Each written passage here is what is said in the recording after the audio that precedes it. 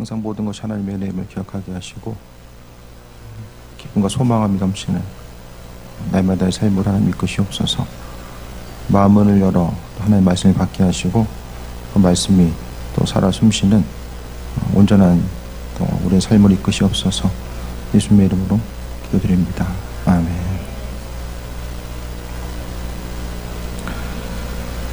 절기 자체는 하나님께서 특별히 우리에게 구별해서 예배로서 모이라고 말씀하셨습니다.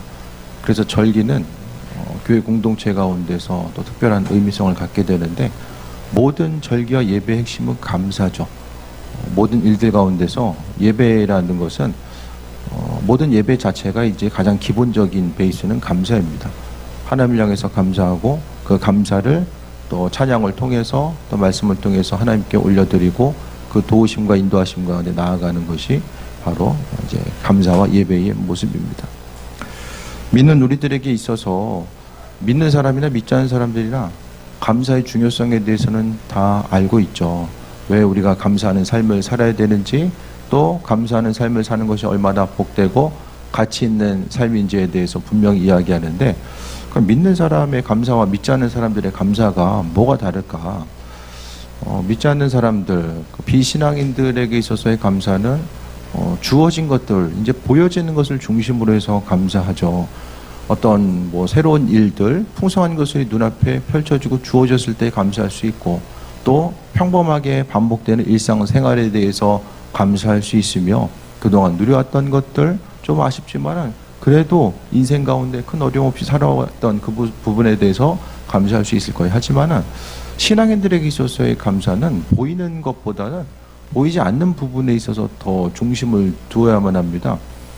삶의 순간순간마다 돌아봤을 때에 시간의 흐름들, 모든 것들에 대해서 바라볼 때마다 우리는 결국 이제 인생에 대해서 우리는 설계도를 가지고 있죠. 믿지 않는 사람들의 인생의 설계도는 수명이 닿는 날까지가 이제 끝인 거예요. 그래서 그때까지 바라보고 인생을 계획하고, 또 그 순간순간을 바라보면서 어떤 것이 되어지고 되어지지 않고, 그것을 이제 그 인생의 수명이 닿는 그 순간을 끝으로 보지만, 믿는 사람들에게 있어서의 인생의 끝의 모습은 존재하지 않죠. 하나님 나라, 영원한 하나님 나라가 바로 우리에게 있어서의 인생 설계도 가운데서 중심, 그러니까 거기까지 보고서 우리는 감사의 요소가 무엇인지에 대해서 분명히 깨달아 알아야만 합니다.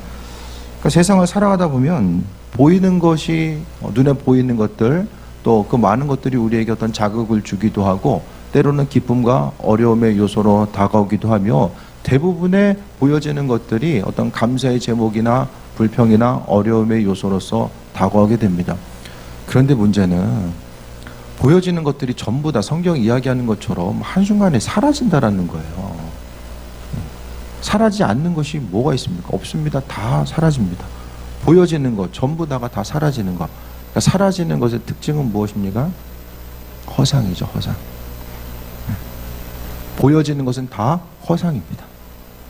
우리가 볼 수 있는 거, 그러니까 볼 수 있고 만질 수 있고 경험할 수 있는 것이 실상이 아니라, 하나님 말씀을 통해서 보이지 않는다라고 할지라도 말씀을 통해서 분명히 존재하고 또 영원히 변하지 않는 그것 자체가 우리에게 있어서의 실상이라는 것에 대해서 이야기합니다.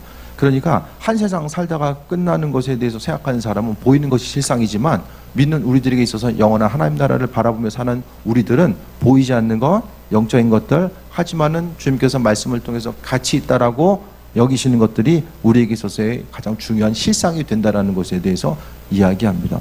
그러니까 삶을 살아가면서 항상 우리가 속고 살아가는 것은 이것만 되면, 이것만 해결되면, 이 기도 제목만 해결되면, 또 눈에 보여지는 이 문제만 해결되면, 또 내가 바라고 원하는 그 부분들이 내게 주어지게 되면, 그때 비로소 내가 바라고 원하는 일들이 이루어짐을 통해서 어떤 기쁨과 소망과 감사와 만족감을 누릴 수 있다라고 생각을 합니다. 하지만 많은 부분에 있어서 그동안 마음먹은 것들이 전부 다 안 된 건 아니잖아요. 계획했던 것들이 이루어진다고 할지라도 순간순간 환경적인 것들의 특징은 반복된다라는 거예요. 어떤 기쁨도 반복될 수 있지만 아픔의 요소도 계속해서 반복해서 눈앞에 펼쳐질 수밖에 없는 것이 우리의 삶의 모습입니다. 그러니까 우리에게 있어서의 감사 자체라는 것은 눈에 보여지는 것, 그러니까 하나님 나라의 쉽게 이야기하면 천국 백성으로서의 삶을 살다 보니까 보여지는 것 자체를 통해서 어떤 감사를 이야기하고 살아가다 보면 감사할 일들이 그냥 습관적으로 반복되어지고 단순히 보여지는 것들에 의해서 또 머리를 좀 쥐어 짜내야지만이 감사의 제목들에 대해서 생각할 수 있는 그것으로 다가오게 됩니다. 하지만 우리들에게 있어서의 감사의 조건은 그러니까 이번 한 주간 맥주절을 준비하면서 감사에 대해서 좀 생각해 보시라고 말씀드렸었는데 우리가 지금 제일 감사해야 될 것들이 뭘까? 우리가 뭘 감사해야 됩니까? 질병 가운데 자유함 얻은 것이 지금 감사의 제목입니다. 제일 감사입니까? 올 한 해 감사의 제목이 무엇입니까? 나도 힘들지만 나보다 더 힘든 사람들 많이 있는데 그 더 힘든 사람들이 비교해서 나를 보니까 그래도 감사합니다. 그런 감사의 제목이 있으십니까? 아니 뭘 감사해야 되죠? 우리가 신앙인들에게 있어서 온전한 감사의 제목은 뭐가 돼야 되죠? 그걸 좀 생각을 해봤어요. 도대체 뭘 감사해야 될까? 가장 감사해야 될 것은 뭐 각자 생각은 다를 수 있겠지만 저는 하나님 나라에 대한 인식, 우리가 인생을 살아간다는 것 자체가 한 세상 살다가 모든 것이 마무리되는 것이 아니라 그러니까 죽음 이후의 삶이 분명하게 있다라는 것에 대해서 기억하면서 인생을 살아갈 수 있다라는 것. 그러니까 영원한 하나님 나라에 대한 생각과 그 세계에 대한 소망함을 가지고 세상을 살아갈 수 있다는 것 자체가 감사의 제목이 되어야 되는 거예요. 그게 아니면은 항상 보여지는 것. 인생을 마무리하는 그 순간에 삶에 정말로 모든 것을 다 이루었다라고 생각하고 후회와 아쉬움 없이 마무리할 수 있는 사람이 몇 명이나 있을까요?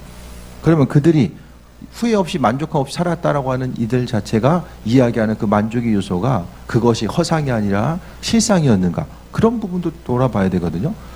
그러니까 우리에게 있어서 중요한 것은 인생을 살아감에 있어서 계획하고 소망한 것들 여러 가지가 있겠지만 그래도 그것에 그러니까 눈에 보이는 환경적인 것에 의해서 내가 감사를 누리고 그렇지 못하는 삶을 살아가는 것이 아니라 보여지는 것이 어떠하다라고 할지라도 우리가 여전히 기쁨과 소망을 가지고 살아갈 수 있는 것은 하나님 나라에 대한 그 은혜와 기쁨을 가지고 나아가는 거죠. 그러니까 인생을 살아가면서 나이를 먹는다는 것은 계속 하나님 나라와의 그 간극이 좁혀진다는 것을 이야기하고 지난주보다는 이번 주가 주님 만날 때가 더 가까웠다라는 것을 이야기합니다.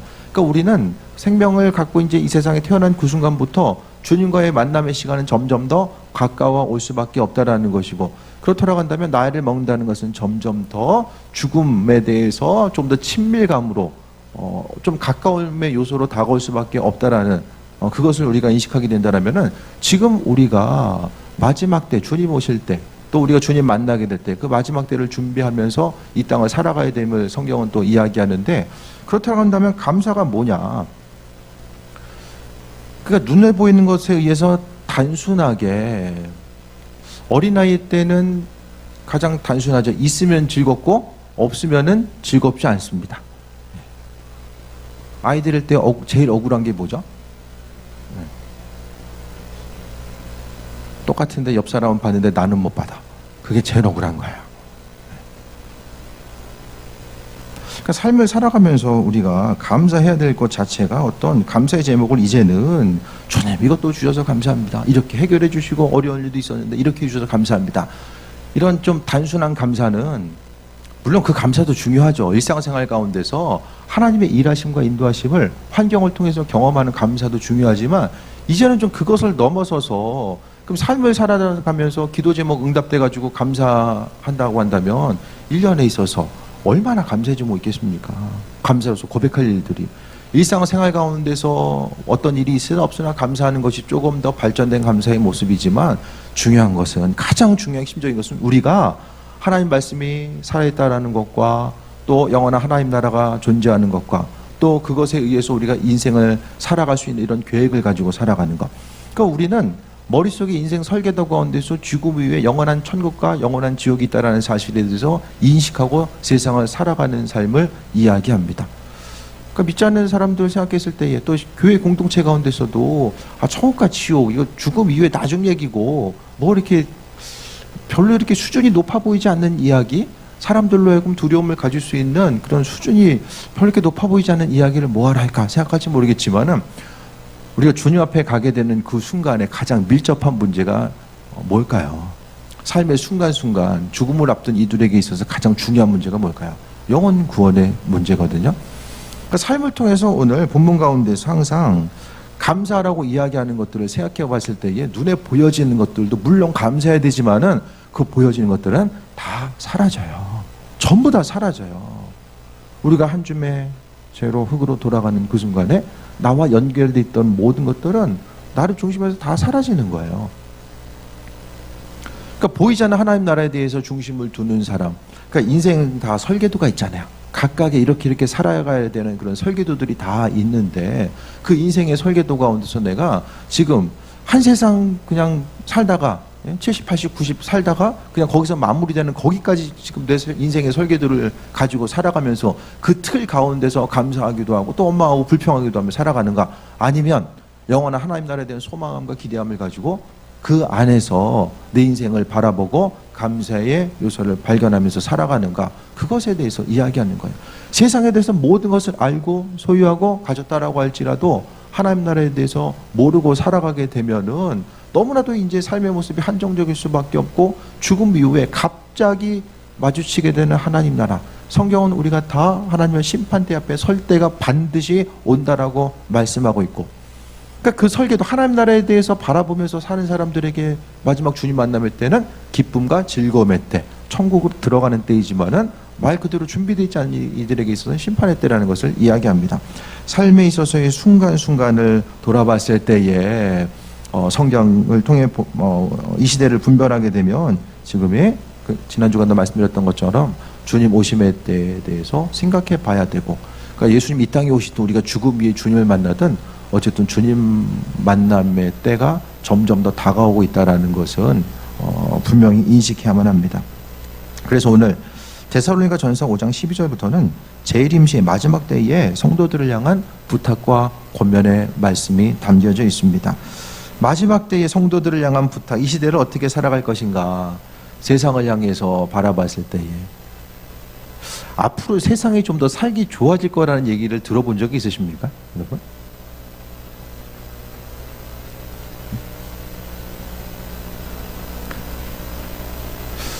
저희도 한번 말씀드렸는데 SF 영화는 항상 미래를 예측하면서 이야기합니다. 미래학자들이 많이 모여서 어떤 시나리오를 쓰게 되면은 그걸 가지고 이제 검증을 받아요. 그리고 미래학자들은 앞으로의 미래가 이렇게 준비되고 움직여질 것이다라는 것에 대해서 상당히 우리가 생각하는 것보다 많은 연구를 해요. 국가적으로도 연구하고, 특히 이제 헐리우드 영화는 그 미래에 있어야 될 방향성들에 대해서 많이 연구하거든요. 왜냐면은 돈이 많이 들어가잖아요. 수천억, 뭐 이렇게 조 단위로 들어가는 이제 영화들도 있잖아요. 그러니까 그 많은 사람들이 그 영화의 그 퀄리티를 만들기 위해서 미래를 준비함에 있어서 미래는 어떻게 펼쳐지게 되죠? 대부분에 나오는 영화들은 지구는 종말했대. 어떻게 종말합니까? 기후변화나 외계인이 침공하거나 운석이 다가오거나, 대부분 찾으면은 심지어는 이제 가장 요즘에 핫한 영화는 좀비 영화잖아요. 그렇게 그려져요. 살다 안 되니까 이제 화성으로 출발하려고 하는 지구 탈출에 대한 계획들이 상당히 이제 많이 나오게 되죠. 전염병, 팬데믹에 대한 영화들은 우리가 20, 30년 됐어요. 그런 영화들이 나온 것은 많은 영화들이 이미 많이 나왔어요. 심지어 그것에 대해서 중국과 홍콩을 근원지로 이제 정확히 그리고 있는 영화도 있죠. 찾아보면 있어요. 그러니까 세상에 대해서, 미래에 대해서, 심지어 최소한 우리 부모님 세대들은, 우리의 다음 세대들은 앞으로 살아가는 것이 훨씬 더 수월하고 좀 더 나은 환경 가운데 살 것이다라는 그런 기대함이 있었죠. 근데 우리는 우리 자녀들을 바라봤을 때에 저만 해도 앞으로 더 쉽고 편안한 환경, 수월한 환경에서 살 것이다라고 하는 기대함은 별로 없습니다. 눈에 보이는 환경만 바라봤을 때에, 조건들을 바라봤을 때에, 그러니까 결국 점점 더 성경은 주님 오심의 때가 가까우면 가까울수록 아주 쉽고 간단하게 이야기하면은 삶을 살아가는 것이 더 힘들어질 거야. 예수님은 그것을 계속해서 말씀하고 있거든요. 그래서 삶을 살아감에 있어서 힘들고 어려운 시대, 그런 하나하나의 사인들을 주고 있는데 그런 것들을 다 종합해서 이야기하면은 삶을 살아가는 것이 힘들고 어려운 시대가 될 것이다라고 말씀하고 있습니다. 그러면서 힘들고 어려운 시대가 됐을 때에 인생을 어떻게 살아가야 되는가에 대해서 이야기합니다. 그것에 대해서 오늘 본문 가운데 보게 됩니다. 12절에 형제들아 우리가 너에게 구하노니 너희 가운데서 수고하고 주 안에서 너희를 다스리고 권하는 자들을 너희가 알고 그들의 역사로 말미암아 사랑 안에서 가장 귀히 여기며 너희끼리 화목하라. 교회 공동체 가운데서 또 우리가 모여 있는 곳에서 나에게 어떤 내 믿음 생활을 지도해 줄 수 있고 내게 어떤 영적으로 발전할 수 있는 어떤 지침과 가르침을 줄 수 있는 이들과 화목하고 또 사랑 안에서 서로 또 함께하는 이들과 화목하고 귀하게 여기라라고 이야기합니다. 힘들고 어려운 시대에 서로 돌아보지 않는다라고 한다면 그 극한 어려움의 시기를 견뎌 나아갈 수 없기 때문에 오늘 본문이 이야기하고 있는 거예요. 그러니까 힘들고 어려운 시기가 되면 될수록 또 고난의 때 어떤 그 성경에서 말하는 주님 오실 때 그때만 이야기하는 것이 아니라 세상 가운데서는 마찬가지죠. 눈에 보이는 환난과 어려움을 이겨나갈 수 있는 것이 누군가가 또 서로 돕고 협력하며 나아갈 수 있는 것. 그 돕고 나누어지고 협력함에 있어서의 이런 기준 자체가 성경에서의 기준 자체가 가장 강력합니다. 뭐라고 이야기하죠? 내 이웃을 내 몸과 같이 섬겨라. 이것이 율법의 완성이고 하나님 가장 우리를 향해서 바라고 원하시는 것이 바로 그거다라고 말씀하고 있거든요. 그러니까 삶의 순간순간을 통해서 그 절대적인 사랑과 가치가 아니면 마지막 때를 우리가 견뎌 나아갈 수가 없는 거야. 이거 없으면 나도 죽는데? 내가 죽을 수밖에 없는데? 그걸 가지고 옆 사람한테 나눠주라는 거야. 이거 세상 가운데 절대로 통용될 수 없는 이치거든요. 근데 성경에서는 주님께서 그걸 말씀하고 있어요. 사랑 안에서 가장 귀히 여기며, 그러니까 주님의 사랑 가운데서 귀히 여기며 서로 화목해라라고 이야기합니다. 그러니까 교회 공동체가 앞으로 이 땅에 존재하기 위해서는 오늘 본문에 나와 있는 주님의 사랑, 이것이 없으면 교회 공동체는 있을 수가 없어요. 단순히 그냥 예배하기 위해서 모이는 예배 공동체는 앞으로 존속할 수가 없습니다. 하나님의 사랑이 무엇인지를 알고 깨달고 실천하고 나아가는 것. 그러니까 만약에 사단은 그렇기 때문에 교회 공동체 안에서의 다툼과 분열을 계속해서 일으키게 되거든요. 그러니까 말씀을 통해 봤을 때에 가장 중요한 것, 가장 핵심적인 가치 자체가 오늘 말씀을 통해서 마지막 때에 사랑함에 대해서 이야기하고 있는데, 이 사랑함 없이 교회 공동체가 분열과 다툼으로 인식되고 있으면 그것은 교회가 아니라 사탄의 소굴이죠. 더 이상 교회가 아닌 거예요. 주님 말씀하신 사랑을 잃어버린 교회는 교회가 아닙니다. 침묵단체죠. 침묵단체. 14절에 또 형제들아 너희를 권면하노니 게으른 자들을 권계하며 마음이 약한 자들을 격려하고 힘이 없는 자들을 붙들어주며 모든 사람에게 오래 참으라. 사람은 본성상 나는 하고 있는데 다른 사람 안 하고 있으면 정죄합니다. 가르치기도 하지만은 정죄하죠. 너 이거 왜 못하고 있냐? 정죄하거든요. 정죄하게 되면은 정죄하는 사람도 힘들고 또 그것에 대해서 받는 것. 그러니까 교회 공동체는 믿음의 권면은 분명히 있어져야 돼요. 다른 사람들에게 이렇게 하면 안 되라고 이야기하는 것이 말하는 사람은 쉽습니까? 맨날 예배 시간에 졸고 앉아 있어요. 그럼 졸지 마세요. 맨날 얘기하는 게 쉬워요? 졸고 있어서 얘기한 건 아니에요. 예를 들어서 네? 그거 쉽지 않잖아요. 기도 안 하고 있으면 기도해야 됩니다. 맨날 얘기하는 거 그거 쉽습니까? 이게 습관적으로 이렇게 합니까? 부담스럽죠. 주님 앞에 마음 드려야 됩니다. 얘기해야 되는 거. 그러니까 성경을 통해서 단순해요. 이거 해라, 이거 하지 마라. 둘 중에 하나를 계속해서 이야기하거든요. 그러니까 목회도 이거 해야 됩니다, 이거 하지 말아야 됩니다. 그거예요. 이렇게 하면서도 이렇게 하면 좋을 것 같습니다. 이거 뭔가 흐릿한 거죠. 성경에서 흐릿한 것은 본질이 아닙니다. 그러니까 중요한 것은 교회 공동체는 믿음의 권면이 이루어져야 되고 그 권면을 받을 만한 마음의 중심이 돼 있어야 되는 거예요. 저 사람 어려운 얘기인데 이 얘기 나한테 왜 할까? 저 사람 힘들 텐데. 저분 왜 나한테 얘기할까? 그것에 대해서 인식하고 나아가야 됩니다. 어떤 일을 어떻게 할 때마다 힘드시죠? 좀만 버티시면 될 것 같아요. 힘드시죠? 날마다 위로와 권면만 있어요. 그럼 어떻게 됩니까? 위로하고 권면받을 때는 세상에 얼마든지 많이 있어요. 근데 반대의 얘기를 들을 때는 점점 더 없어져요.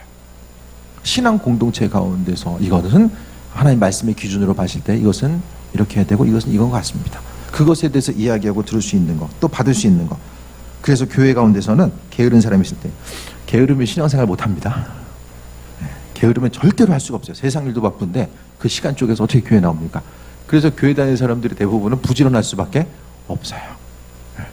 청년들 밤새 게임을 해도 교회도 오지 않아요. 올 수밖에 없는 이런 상황들. 게으르면 못 신앙생활이 힘들어요. 마음이 약한 자들, 마음이 계속해서 왔다 갔다 해. 이 수전증 있는 것처럼 계속해서 왔다 갔다 해.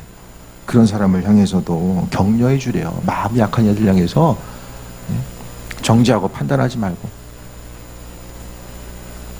목회하다 보면 저분 왜 저럴까? 그런 생각할 때가 정말 많아요. 그게 정말 힘들어요. 이렇게 해야 되는데 왜 저럴까? 그 얘기를 일일이 다 했으면은 여기 아무도 없을 거예요. 하고 싶은 얘기가 제가 다 했으면. 그게 제일 힘들어요. 여러분 얼마나 힘들어요. 막 하고 싶은데 말을 못해. 그게 제일 힘들죠. 그러니까 목사님들이 많이 단명하는 분들은 그것 때문에 제가 가시는 것 같아요. 힘들어요. 그게 제일, 새벽 예배 힘들고 저녁 기도도 힘들고 그건 힘든 게 아니에요. 하고 싶은 말 못하는 게 힘들죠. 성경을 통해 봤을 때 이건 이거예요. 이걸 해줘야 돼. 근데 맨날 얘기할 수는 없고 얘기해도 못 알아듣고 하니까 힘들죠. 그러니까 최후의 방법은 주님이 알아서 하세요. 이제 이렇게 되는 거죠. 근데 그런 생각이 들었어요. 저도 마지막 때에 견딜 수 있는 건 사랑이라고 하니까 보여지는 거 그냥 반응하면서 때로는 인간적인 생각 참 이해 안 된다라고 생각들 들이 있지만 그것보다는 위로하고 권면하고 하나님의 말씀에 대해서 전하고 그 모든 것들에 대해서 주님의 사랑이 최고의 가치라고 지금 말씀하셨으니까 신앙적으로 조금 더 발전되고 앞으로 나아가고 그것보다 더 중요한 건 교회 안에 사랑이 있고 그 사랑의 공동체를 통해서 하나됨으로 나아가는 것이 훨씬 더 중요한 것이 아닌가. 주일 예배 한 번 더 드리고 뭐 예물 생활하고 뭐 신앙인으로서 기도의 자리를 지키고 그것도 중요하지만 더 중요한 건 사랑으로서 그 모임 자체가 유지될 수 있는 것이 훨씬 더 중요한 것이 아닌가. 요즘 기도하면서 좀 그런 생각이 좀 많이 듭니다. 힘이 없는 자들을 붙들어 주래요. 넘어지지 않게 붙들어 주고 또 모든 사람에게 오래 참으라. 이 모든 것들이 가능하기 위해서는 참지 않으면은 못해요. 권계하고 격려하고 붙들어주고 오래 참는 것, 이 모든 것들은 참는다는 거, 그러니까 그 사람이 성장하고 성숙할 때까지 기다려주고 나아가는 거예요. 그러니까 각자의 직분에 맞게 움직여요.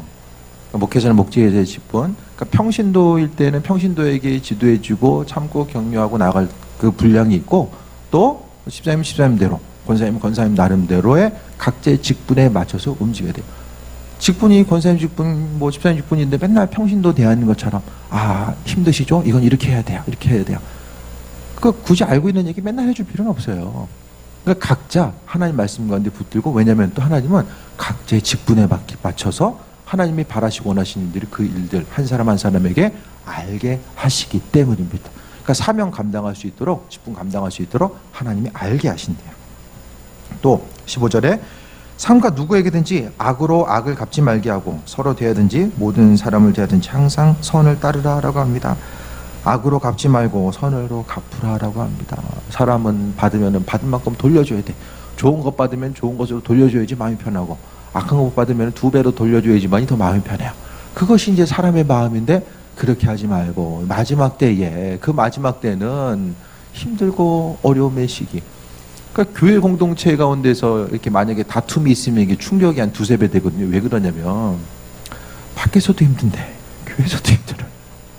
그럼 못 견디는 거예요. 가정에 들어가면 충격이 이제 4~5배 더 되잖아요. 밖에서도 힘든데 교회에서도 힘들고 집에서도 더 힘들어. 그러면은 못 견디는 거예요, 사람이. 마지막 때가 되면 될수록 삶을 통해서 모든 사람에게 오래 참고 항상 선을 따르는 삶을 살아가야 됨을 이야기합니다. 그런데 이 모든 것이 가능하기 위해서 16, 17, 18절을 더 강조하고 있어요.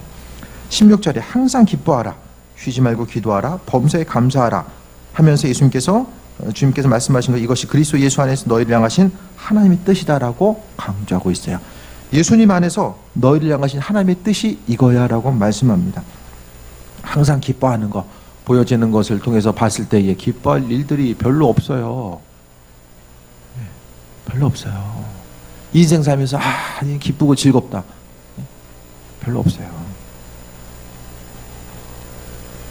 기쁠 수 있는 것 자체는 앞서서 이야기했던 것처럼 하나님이 우리의 삶이 세상의 끝이 아니라 영원한 하나님 나라로 이끄시고 인도하신다라는 것에 대해서 그런 기대감, 그러니까 보여지는 것 자체가, 그러니까 인생의 큰 삶의 모습을 통해서 바라봤을 때에, 그러니까 만약에 우리가 눈에 보이는 한 세상 살고 끝이다라고 생각하면은 거기서 기쁨의 요소를 찾는 것과 영원한 하나님 나라의 관점과 기쁨을 찾는 것은 완전히 다르거든요. 그러니까 삶에 있어서의 그 하나님의 비밀을 성경을 통해서 우리에게 알려주신다는 걸 말씀하고 있잖아요. 그러니까 그분과 더불어서 세상을 살아가는 것, 그러니까 우리의 기쁨 자체를 항상 우리가 보여지는 것 통해서 기쁨을 찾으려고 하면은 그 반대 요소도 강하게 나타납니다. 보여지는 것 때문에 기쁘기 때문에 보여지는 것 때문에 화가 나요.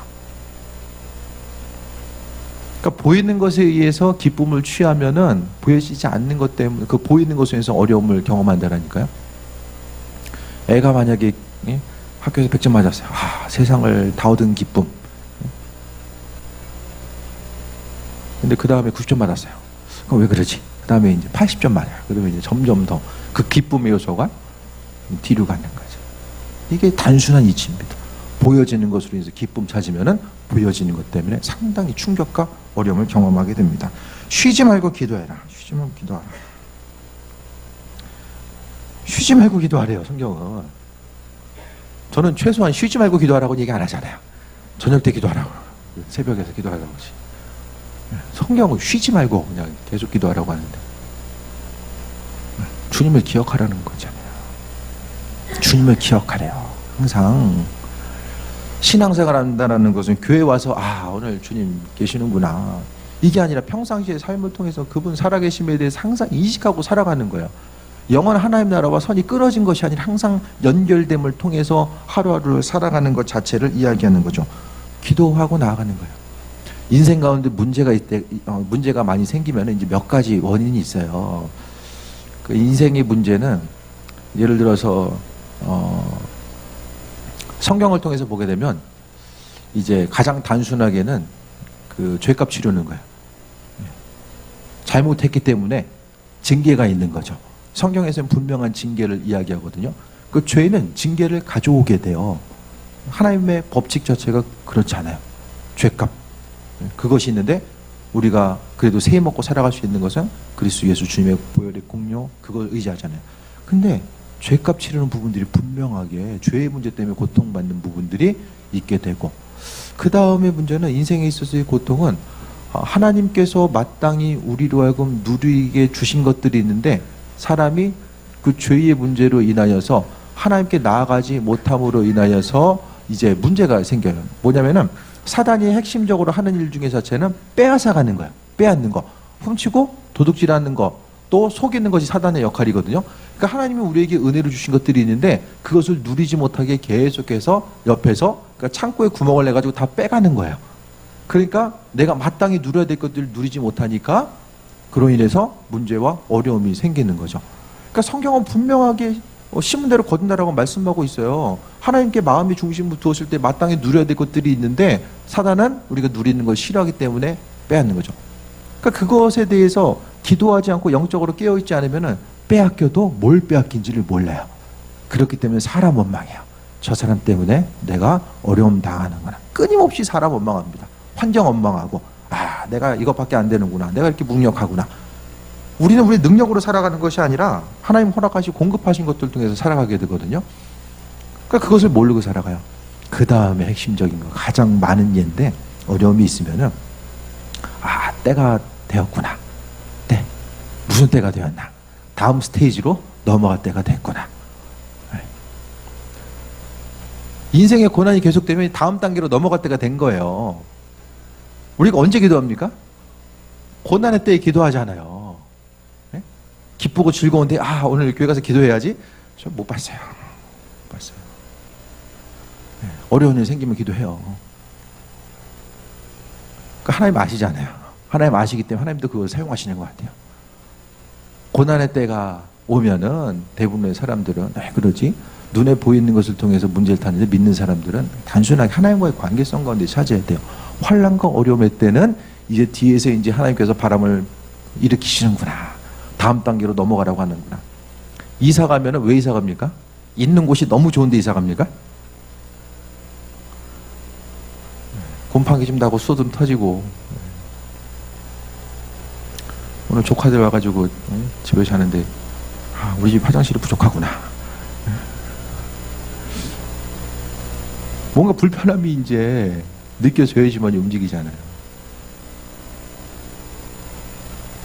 마찬가지예요. 현실에서의 고통과 어려움은 다음 스테이지로 진출할 때가 된 거예요. 그러니까 하나님이 그 자격을 어떻게 생각하면 부여하신 거죠. 때가 안 되는데 하나님께서 무조건 밀어가진 않거든요. 피할 길을 주신다라고 분명히 말씀하고 있잖아요. 피할 길을 주셔서 우리를 하여금 고통의 때를 넘어가게 하신다. 그래서 이제는 다음 스테이지로 넘어갈 때가 됐구나라고 생각하고 어떻게 나가야 되지? 그러니까 기도하는 거예요. 하나님께서 주시는 지혜를 가지고 움직이고 나아가는 거.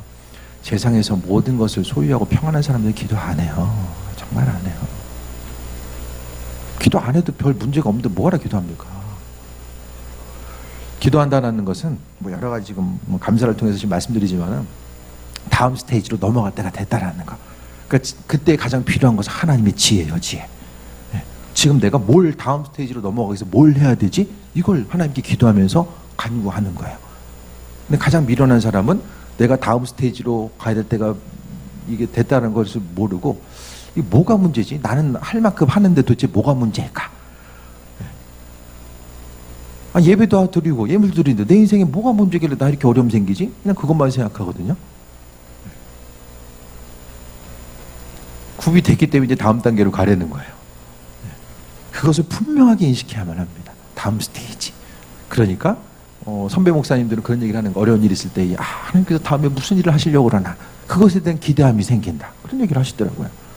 그래서 어려움의 때에 다음 스테이지로 이제 넘어가다 보면 거기 있다가 또 다음으로 넘어가는 거죠. 그것이 바로 하나님이 우리를 이끌어 가시는 방법입니다. 그래서 쉬지 말고 기도하라고 이야기합니다. 환경 가운데 기도하자면 하나님의 지혜를 얻을 수 없어요. 그러니까 믿음 생활하면서 가장 중요한 게 하나님의 지혜입니다. 주님의 지혜가 있어야지만 무엇을 어떻게 행하고 하지 말아야 될지 말씀대로 살아감이 무엇인지를 깨달을 수 있기 때문에. 근데 이 지혜가 없으면 보여지는 대로 경험했던 대로 두려움을 가지고 살아가는 것이 삶의 모습입니다. 지혜 없이 행동하면 결국 마지막에 이게 흔적이 남아요. 하나님의 지혜로 심고 움직인 사람은 그것에 대해서 열매를 맺고 하나님의 지혜 없이 육신의 소욕대로 생각대로 경험과 관점대로 반응했던 사람들은 결국 그것을 따먹을 때가 오게 됩니다. 그래서 성경은 심는 대로 거둔다라고 이야기하고 있고 오늘 하루가 얼마나 중요한가 다시 말씀드릴게요. 오늘 하루는 그냥 지나가는 게 아니에요. 언젠가는 다 오늘 하루의 삶의 여정 가운데 심었던 그런 것들 우리의 시간과 환경과 물질 모든 것들에 대해서 내게 주어진 모든 것들을 마음의 중심을 두고 심었던 것들은 결국에는 내게 다가오게 됩니다. 그것이 내일 다가올 수도 있고 이후에 다가올 수도 있지만 중요한 것은 다 다가온다는 거야. 그래서 오늘 본문 18절에 범사에 감사하라 이야기합니다. 가장 성숙한 모습이 범사에 감사하는 모습임을 이야기해요. 모든 일들 가운데서 눈에 보여지는 건 전부 다 이것은 감사하고 이것은 아니다라고 이야기하지 않고 전부 다 눈에 보이는 모든 것들을 다 감사하라고 이야기합니다.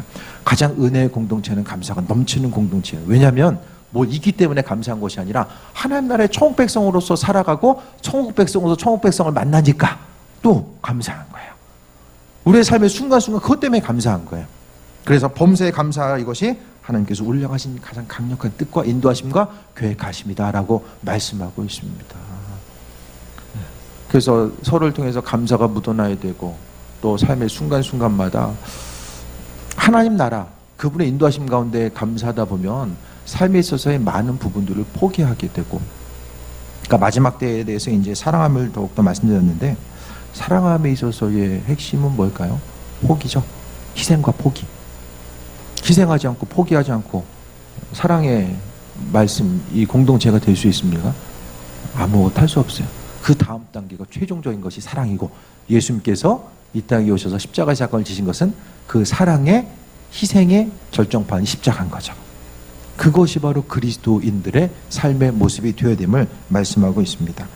그래서 19절에 성령을 소멸하지 말고 성령은 하나님께서 그분의 뜻을 우리에게 비춰주시는 것이고, 또 예언에 대해서 멸시하지 말고 하나님이 누군가 입술을 통해서 앞으로 이루어질 것들에 대해서 우리로 하여금 기쁨과 감사함 가운데 살아갈 수 있게끔 하시기 위해서 은혜를 주시는 것이고, 그리고 21절 범사에 헤아려 좋은 것은 취하고 악은 어떤 모양이라도 버리라라고 합니다.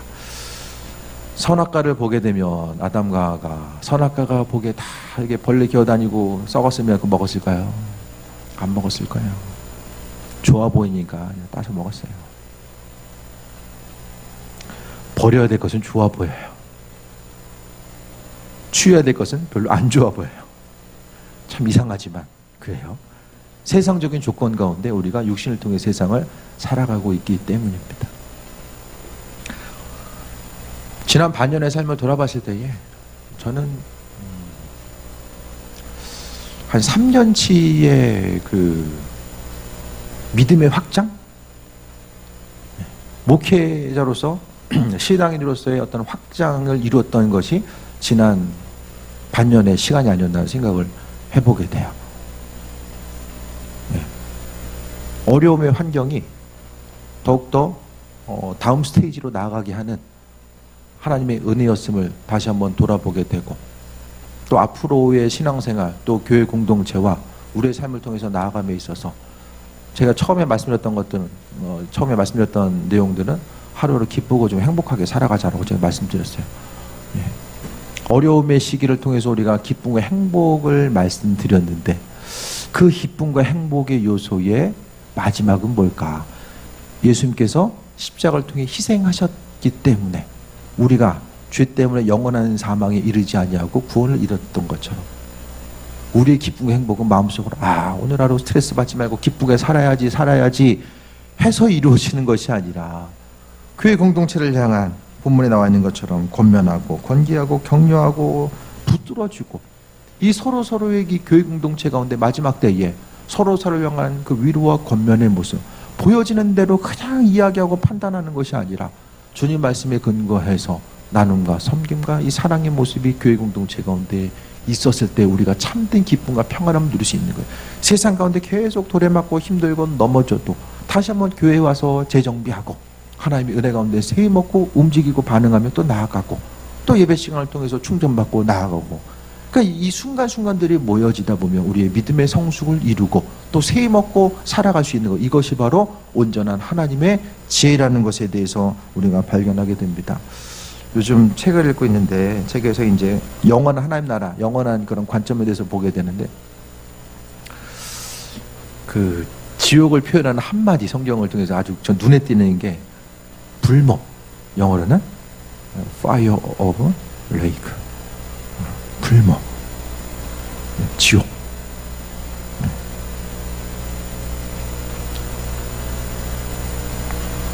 불로 채워진 연못이라고 이게 이제 바로 이게 보여지더라고요. 눈에 확 들어왔어요. 그냥 지옥을 한마디로 이제 정리되는 것 자체가 불못이구나. 그곳으로부터 구원 얻은 것이 우리의 삶의 모습입니다. 우리가 뭘 해서가 아니라 은혜죠. 성경은 이거 하면은 구원받는다라고 말씀하지 않고, 그 은혜를 깨달아 알면 이것이 은혜인 줄 알고 받으면 믿으면 구원한다라고 말씀해 주셨어요. 하루의 삶, 다음 후반기의 삶을 우리가 또 계획합니다. 오늘 이제 후반기 7월 첫 주를 시작하게 됐는데, 남겨진 삶 어떻게 사시겠습니까? 계속 두려워하며 눌리고 기뻐할 일 없이 더 힘들어지면 어떡하지? 더 안 되면 어떡하지? 단순히 보여지는 것들을 통해서 잠깐 숨 쉴 정도의 그냥 기쁨을 누리고, 또 인생은 어두움의 터널을 통과해야 되고, 이런 삶을 반복하시겠습니까? 아니면 세상에서의 삶의 모습 가운데 어려움이 있지만 그래도 영원한 하나님 나라를 통해 하나님께 주시는 지혜와 인도하심 가운데서 눈에 보이는 것이 내 생각과 지혜대로 펼쳐져 있지 않는다라고 할지라도 하나님은 나보다 더 비교할 수 없는 그 탁월한 지혜로 말미암아 우리의 삶을 이끌고 계신다라는 것에 대해서 소망함 가지고 그분을 향한 믿음 가운데 인생을 설계해 가시겠습니까? 날마다의 삶의 여정 가운데서 감사 이야기하는 것, 그 감사의 제목이 끊이지 않는 것, 우리의 감사, 밥을 먹을 때도 교회에 오든 누굴 만나든지 다 감사는 예수님 때문에 영원한 하나님 나라의 백성으로서 삶을 살기 때문에 우리는 감사할 수 있는 거예요. 모든 것들 다시 한번 돌아보시고 이 마지막 때 앞으로의 삶의 모습이 어떻게 펼쳐질지 모르겠지만 한 가지 중요한 것은 주님은 그 주님 비춰주셨던 그 사랑을 통해서 주님 오심의 때 그 마지막 때의 환란의 시간을 잘 견디고 나아가야 된다는 것을 말씀하고 있고, 주님이 정확히 언제 오실지 모르겠지만 시대를 통해서 말씀을 통해서 비춰보고 생각해 봤을 때에 주님 오심의 때가 조금씩 더 점점 더 가까우고 있음에 대해서 돌아보시고 중요한 것과 중요하지 않는 것이 무엇인지를 잘 분별하며 새해 먹고 나아가는 귀한 삶 되시길 축원드립니다. 잠깐 기도합니다. 주신 말씀 붙들고 하나님의 이끄심과 인도하심, 그 예비하심이 무엇일지에 대해서 돌아보며 이 시간 잠시 주신 말씀 가지고 기도합니다. 하나님의 이끄심과 인도하심이 무엇인지를